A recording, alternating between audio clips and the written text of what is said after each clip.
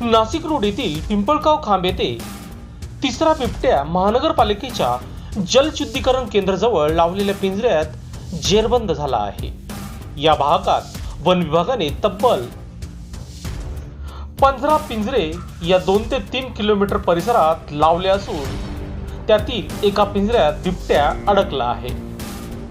रक्षाबंधनाच्या पूर्वसंध्येला वडनेर दुमाल्यातील 3.5 वर्षाचा आयुष भगत याला दारातून बिबट्याने उचलून नेऊन त्याची हत्या केली होती। या घटनेने संपूर्ण शहर व जिल्हा हादरला होता।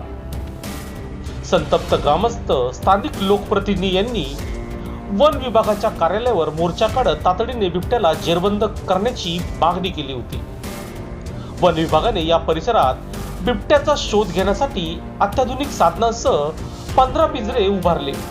8 दिवसांपूर्वी 2 बिबट पकडण्यात आले होते। महालक्ष्मी नगर मळे परिसरात पिंपळगाव खांब आणि जय भवानी नगर मळे परिसरात पिंपळगाव खांब या ठिकाणी यापूर्वी बिबट्या जेरबंद करण्यात आले होते। मात्र अजूनही अनेक बिबटे या भागात फिरत असल्याची भीती ग्रामस्थ व माजी नगरसेवक केशव बोर्जे, जगदीश पवार यांनी व्यक्त केली होती। दरम्यान मंगळवारी सकाळी बिबट्या पिंजऱ्यात अडकलेल्या निदर्शनास आल्यानंतर ग्रामस्थांनी तात्काळ वन विभागाशी संपर्क साधला।